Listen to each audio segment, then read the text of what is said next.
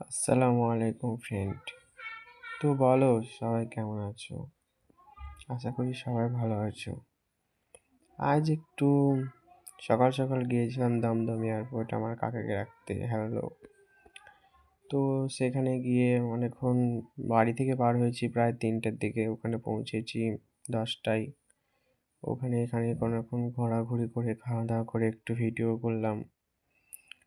এটা আমার পিছনে আছে, এটা ছোট ভাই। পিছনে দেখো এয়ার হোস্টেল আসছে।